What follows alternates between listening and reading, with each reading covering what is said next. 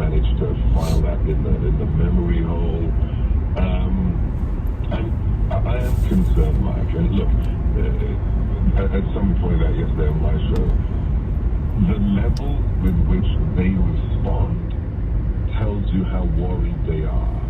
If you're 3 weeks, I mean, it's hard for even a Democrat, a rational, sane one to say, you know what, Biden DOJ, you're suing to put illegals back on the rolls 3 weeks before the election. Yeah, that doesn't look good. I'm concerned, but I'm not as concerned as people who think. I had a caller call up, and I just completely, unloaded on them. Morning, someone. I asked them, so what are you doing to save the country? And said, my wife and I are voting. And I said, limited sleep last night. I was driving home at 1 o'clock in the morning. And you are voting. That's your answer to saving the republic after what we've witnessed for the last 8 years. If you think your vote counts and is in of itself enough, you're a child. If you don't think you have to do a little bit of what the Democrats do and organize others to vote, help them to get to the polling station, you are not committed to the salvation of the republic. And one last thing that's a kind of cultural thing for conservatives. No worries. I know Thank you. we want to vote on election day. It is an utter travesty. Makes you feel better than I thought I was going to. An alleged, putative Republican in the governor's mansion in the Commonwealth of Virginia, and we've been voting for 3 weeks, Mike. We have 45 days of voting in Virginia, which is obscene. That's not an election day. It's not even an election month. It's an election month and a half. However, this is what we have, and we have to deal with it. And I'm telling everyone I know, you must vote early, because this is, let's put illegals to the side for 1 second. If all of us vote on election day, President Trump loses. It's simply that, easy. Because they've been voting for a month and a half. You don't know what's going to happen on election day. You don't know if you're going to get the flu, break a leg. Close to it. Have to go to hospital. You do not Pretty close to it. What's going to happen. And look at Your hair under that, but yeah, I feel all right. The GOP I'll sleep good tonight. I was going to go back out there and do some more work tonight, but I'll wait another day or so. I may have to go to Cleveland one of these evenings. Hundreds of people were waiting in line, and what did they do? They went home. They just didn't wait for the printer cartridges to arrive from Staples. So if we don't like the rules, I get it, whether it's ballot harvesting, vote banking, early voting, where it has not been changed democratically by the state legislatures, we have to roll with those conditions, and every single one of your listeners has to vote early. Why? The second you vote early, the GOP is told, President Trump's campaign is told, which means they pull you off the list as a solid vote, and then they can concentrate their man hours and their money on the soft propensity voters who haven't voted yet. Knock on their doors, give them a phone call. You are saving the thousands of man hours if we go to TrumpForce47.com. A couple things first. I just want to make sure everyone picked up this week's British slogan or word that Dr. Corby should pick up on. Also, the insult you gave to that gentleman or that caller, you are a child, is a powerful insult.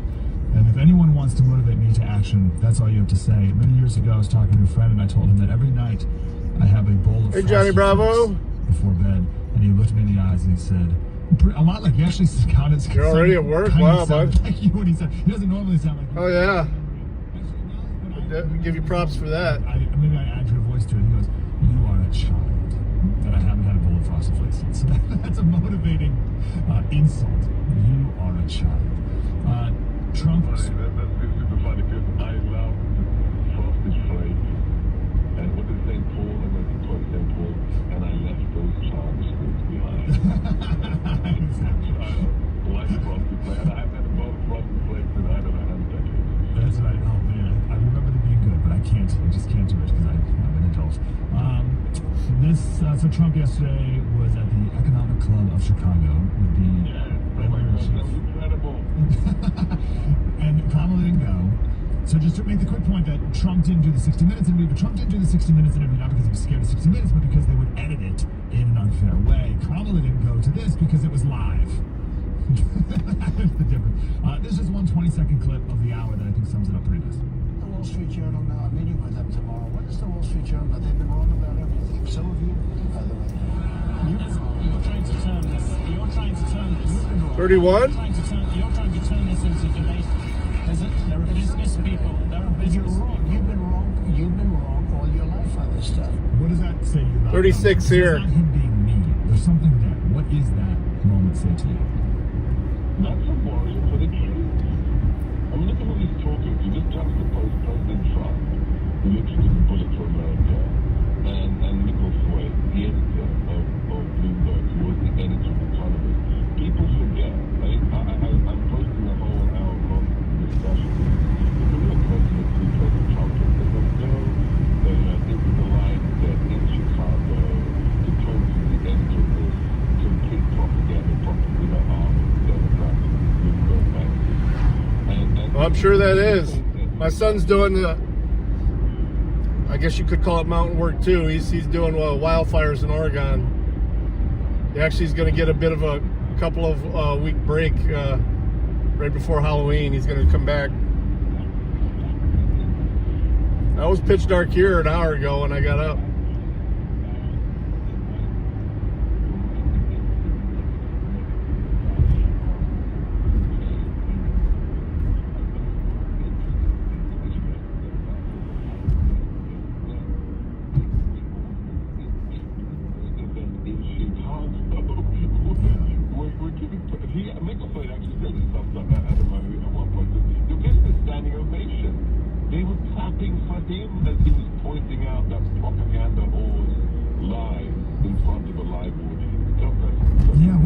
That's such a good point. The audience laughed. They loved it. This was not the Association of Black Journalists. Were those a bunch of Trump people in the audience, or there's no way the Economic Club of Chicago?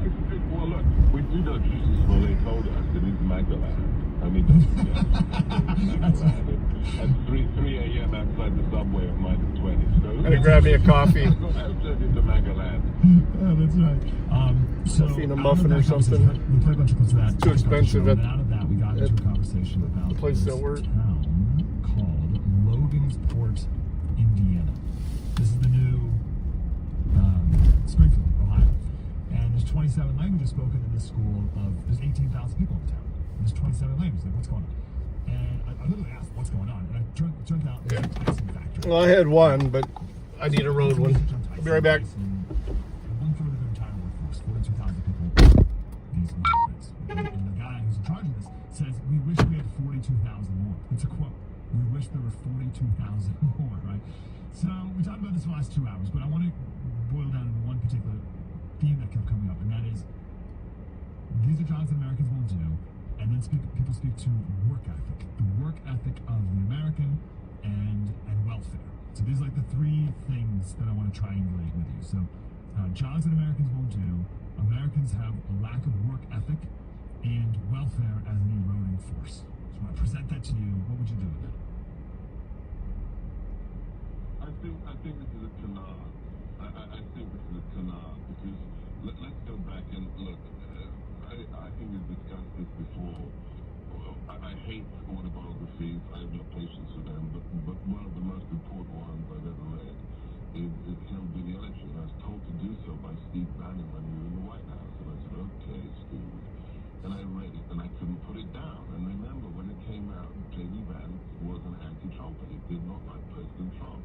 But this bestseller that propelled this, former Marine to international stardom is the story of what has happened to the American working class in the last 50 years. His hillbilly family from Tennessee that they moved to Ohio, his drug-addled mother, single mother, the destruction of this incredible workforce in Ohio that went there across the nation to work in those factories. What happened to the work ethic in America, or Americans wanted to do jobs? It's a lie. It's not. We didn't outsource jobs because Americans didn't want to do them, Mike. It's because the Chamber of Commerce, the Uniparty, the Republicans, along with the Democrats, said we can make stuff more cheaply in Mexico, in China, and who gives a damn about the Americans in their tens of millions who are going to lose their jobs? It wasn't that Americans suddenly decided in 1970 we're not going to do jobs. It's that the Uniparty and the Chamber of Commerce said, more profits for the next quarterly shareholders meeting. Let's build this factory, not in Ohio, not in Detroit, but in Mexico or in Shanghai. That's what's happened to the American economy. The workers have been betrayed. The working class have been betrayed by the Uniparty. Crowded in there. Yes. America, and maybe even we're like this. Made biscuits? Yeah, me too. Last biscuits I made were the Cheddar Bay ones. Yeah, absolutely. From scratch, not using the box shit. It's the idea of My son's been making Cheddar Bay chicken and dumplings. My goodness, it looks good in the crock pot. I'm gonna have to figure out his recipe or get that from him. Elon Musk onto the stage. I knew he was coming. I didn't think he was going to get up on the stage and give that amazing speech, which was, basically what I was saying a few moments ago. It's about mobilizing people to vote. But why did President Trump invite him on the stage? Who is Elon Musk? Elon Musk is the American dream. I mean, this is a legal... I love chicken and dumplings, so can't imagine.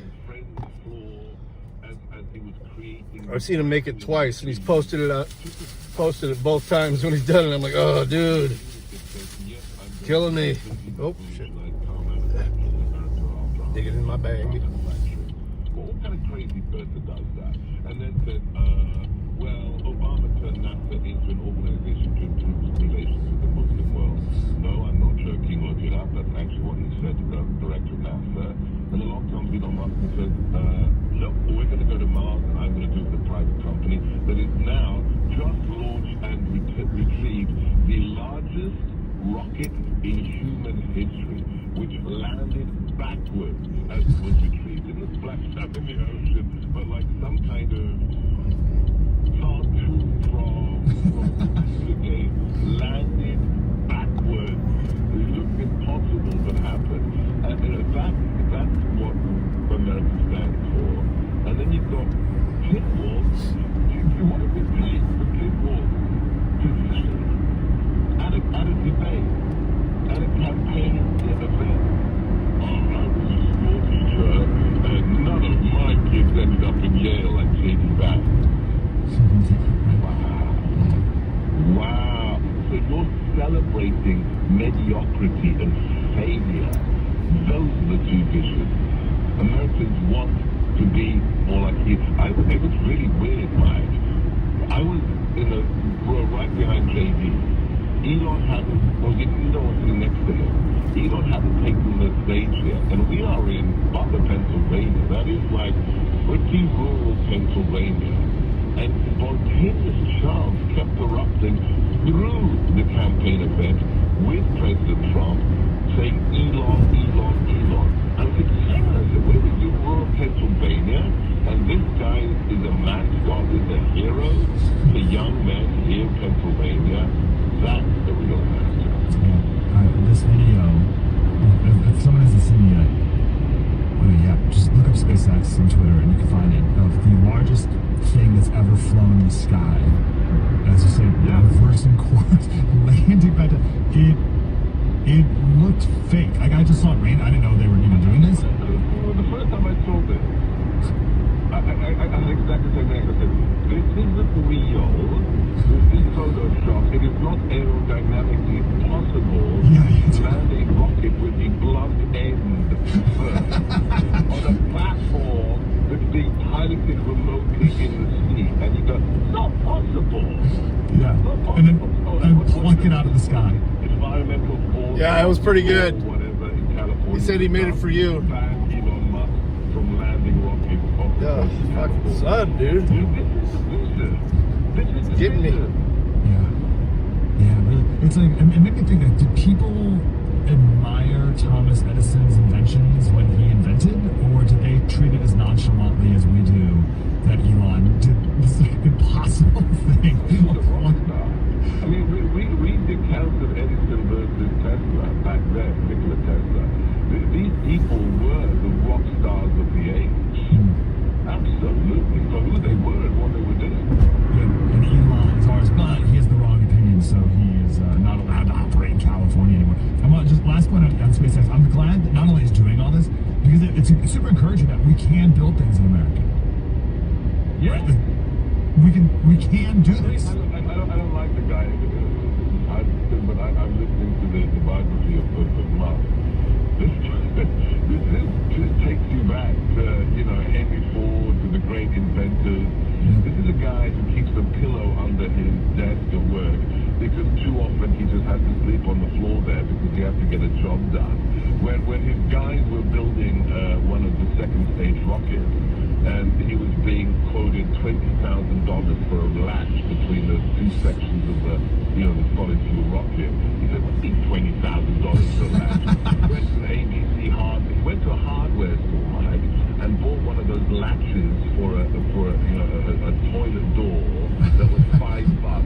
Adapted it and it worked. I mean, that's the spirit of America. A $5 latch for a toilet door becomes part of a rocket that's going to Mars. That's great.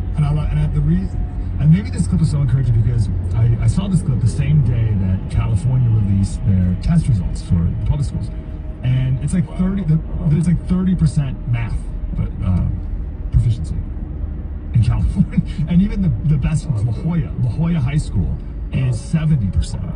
Coronado, the most expensive place in the state, is 70%. Hold on. So it's really awesome to get a bunch of nerds in a room that can still do this stuff and treat it like it's a football game.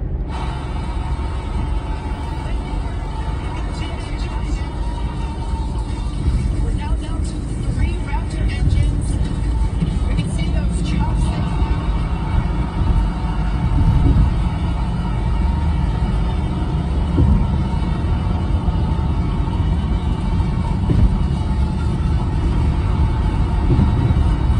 Maybe this can do a lot to make being smart cool again.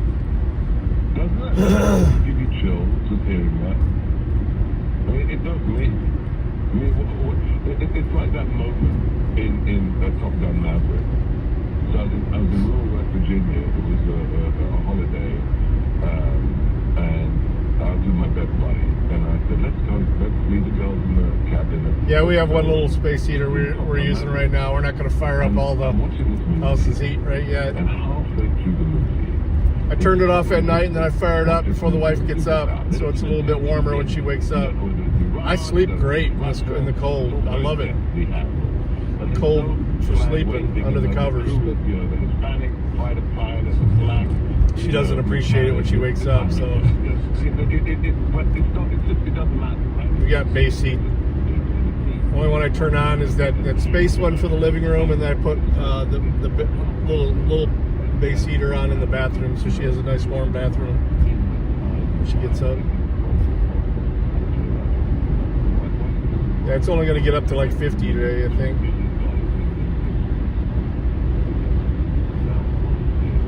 Excellence. It's only about excellence, which is the quintessence of the American dream.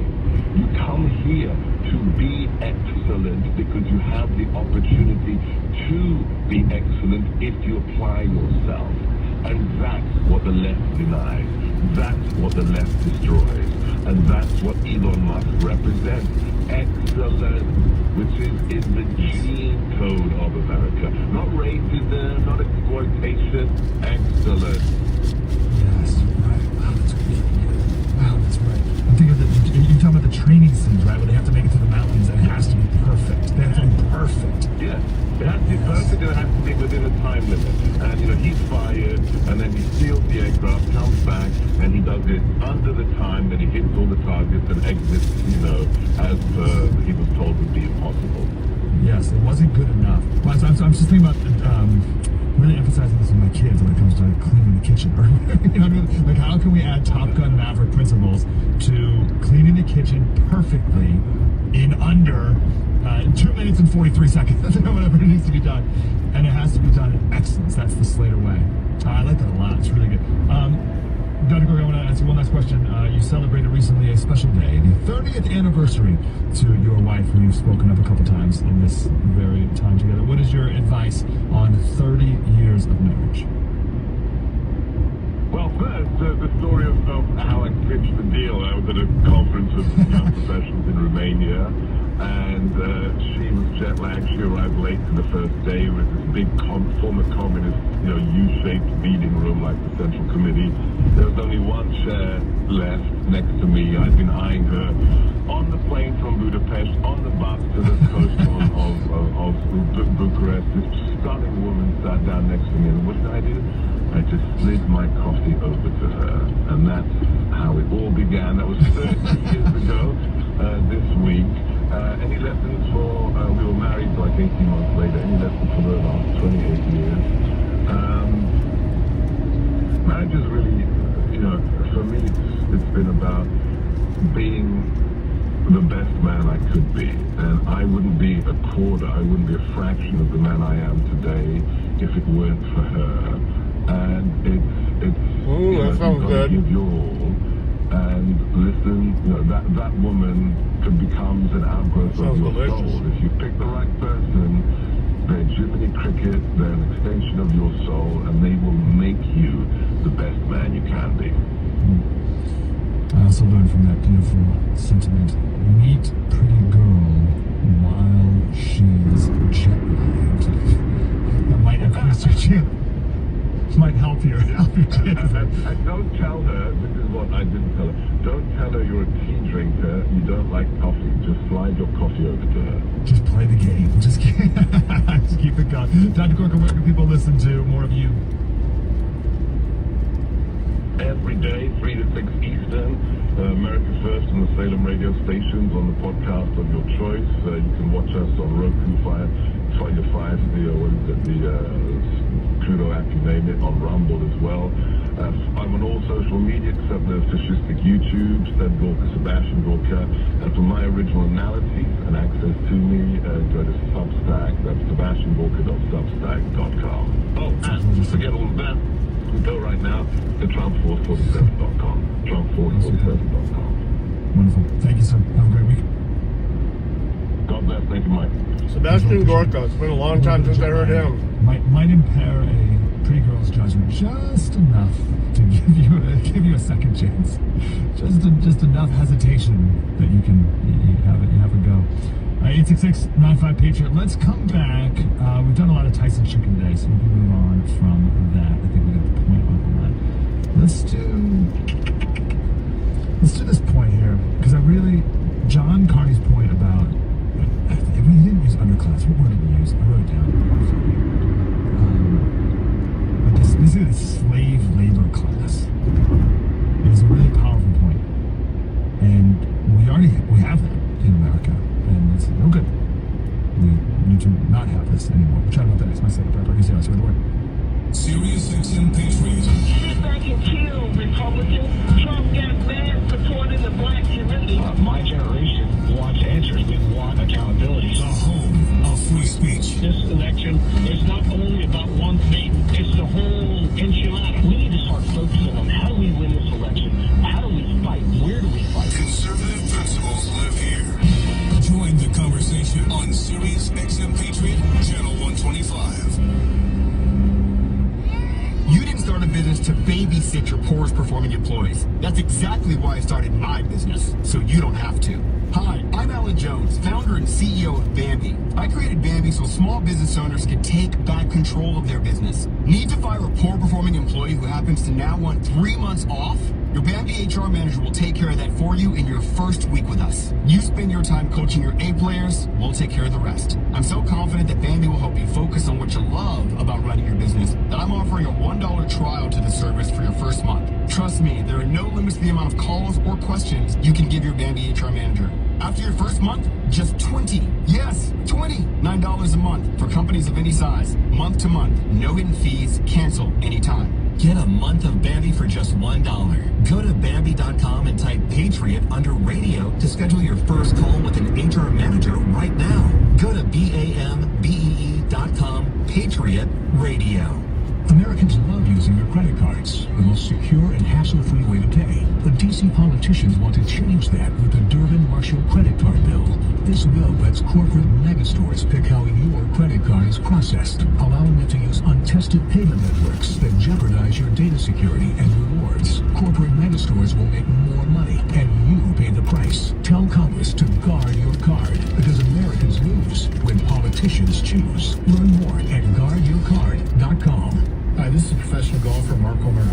When it came to building my personal putting green, I called Celebrity Greens, the leader in customized synthetic golf greens. Celebrity Greens designed an amazing backyard green for me and a synthetic lawn area for my dogs that looks and acts just like natural grass. You can't beat Celebrity Greens' attention to detail and exceptional customer service. Learn how to create a championship putting green in your own backyard. Call the pros at Celebrity Greens, 1-888-507-7960, or visit them online at celebritygreens.com.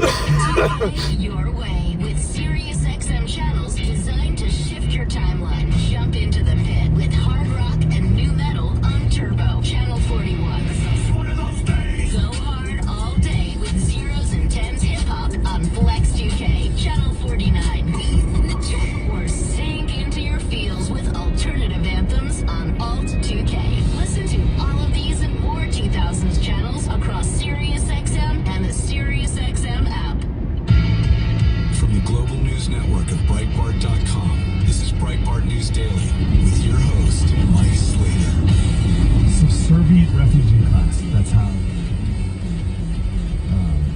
John Carney put it earlier when we were talking about Tyson Chicken and all these people who are importing essentially a new slave labor class where people don't speak English and their employer drives them to work and drives them home, working who knows how many hours, pays them under the table, and to just bare bones. That's why they set up those barrels every day and don't do shit. I don't understand what that's all about. 20 people to a house. What are we doing? How is that? Like, what? Where are the lefties on that? You know what I mean? Like, why is that the conservative thing? Like, oh, that's not. Like, again, we talked yesterday a lot about the left having the moral high ground over everything. They didn't grab it on that one. Like, what, you're okay with this? This is your subservient refugee class of labor that you are okay with? You're okay with this happening in your country? Because, you know, if it's all about the bottom line, if it's all about corporate profits, I have a great way to really increase corporate profits. Slaves. No, hear me out. Hear me out. You don't have to pay them nothing. You don't have to feed them. You just give them gruel. And healthcare. It's amazing. And we can have these like central places where we can buy and sell these slaves and make it really efficient and easy. Like, think of, like, your labor costs are going to go way down. They will twist that shit so bad. I understand what he's saying. And we have our new modern version of that right now, whether it's around the world, employing slaves, take him out of context so quick on that shit. Doing our version of it right here in America. And we talked a lot today about externalities, about the true cost of things. Everything has a cost. Everything has a cost.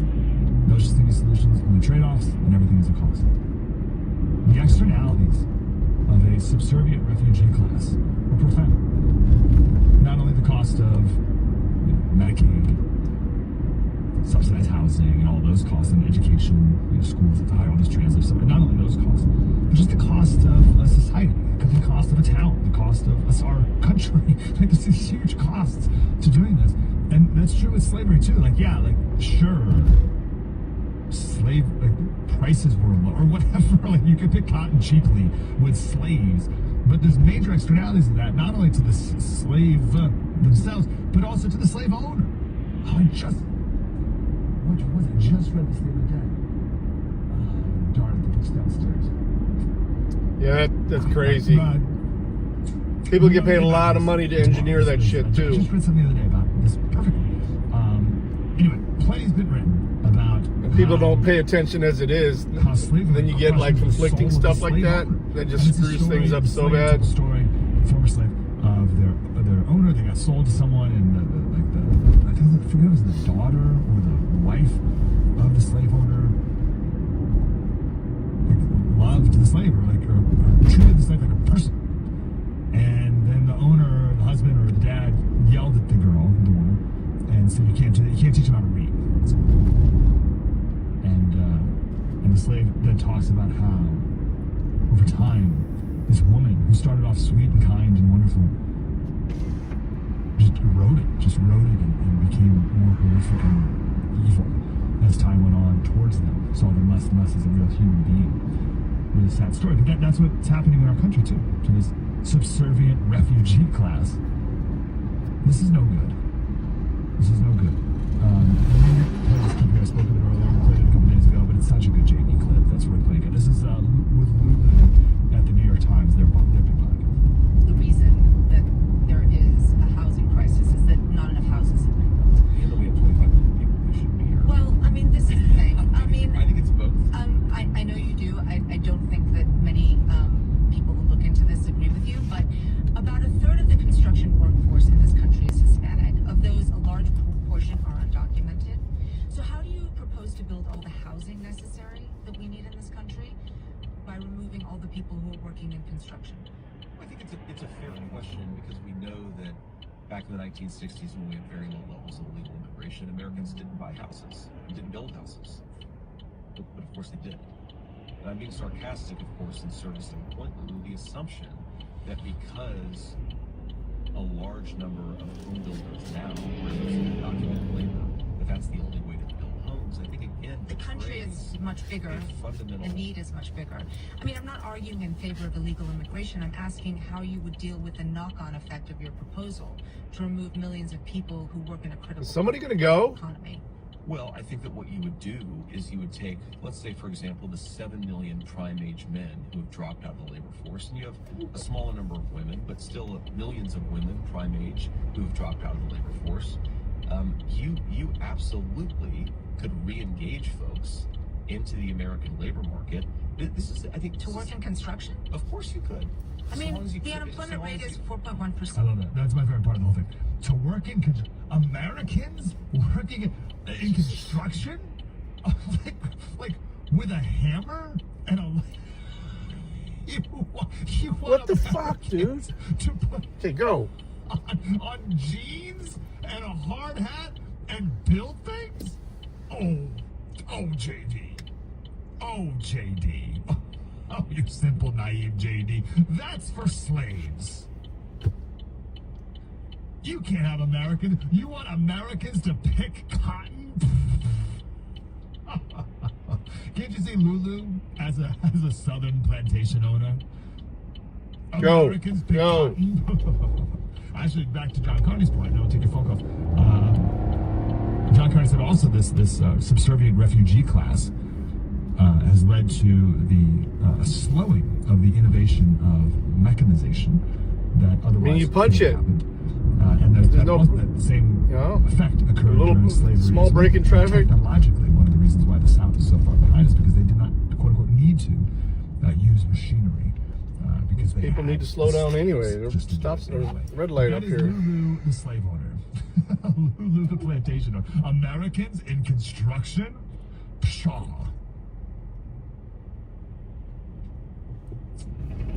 Go to Cindy DJ Steven. That's the planning. Ladies first. Cindy, how are you? Hello? Hello, Cindy. How do you do? Get in where you fit in, damn it. I'm fine. Great. We talked a lot about Tyson Chicken today, just as an example of one of these companies that hire. Not on the plant itself, but in the offices. And Tyson Foods has had a billboard, according to the rumor, outside Mexico City since the 70s that said now hiring Tyson Foods.